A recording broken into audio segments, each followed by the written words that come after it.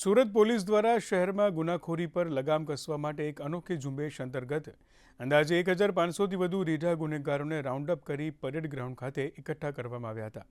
ભવિષ્યમાં ગુનેગારોને ત્વરિત ટ્રેક કરી શકાય તે માટે તમામ આરોપીઓના કૌટુંબિક અને વ્યક્તિગત ડેટા સાથેના ડિજિટલ ડોઝિયર તૈયાર કરવામાં આવ્યા છે. ખાસ કરીને અન્ય રાજ્યોમાંથી આવીને સુરતમાં ગુનો આચરી પોતાના વતન ભાગી જતા ગુનેગારોના પાકા સરનામા અને લોકેશન ટ્રેક કરવા માટે આ આખો ડેટાબેઝ ભવિષ્યમાં પોલીસ માટે આશીર્વાદરૂપ સાબિત થશે.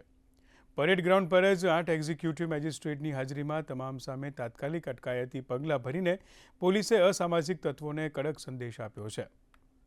एक्ट के हिसाब से लगभग 1750 केस जो हैं रजिस्टर किए गए। उसमें से कई लोग 1300 से ज़्यादा संख्या में जाहिरनामा भंग करते हुए पाए गए, जिसमें चाकू छुरी जाहिर में ले जाते हुए पाए गए। उनके खिलाफ तब भी एक्शन लिया गया था और आज इन सब लोगों को वापस से 1000 से ज़्यादा की संख्या में हेडक्वार्टर के अंदर इकट्ठा करके सख्त भाषा में चेतावनी दी गई है कि अगर फिर से वापस से कभी इस तरह की गतिविधियों में संलिप्त पाए गए तो इनके खिलाफ और स्ट्रिक्ट एक्शन लिया जाएगा।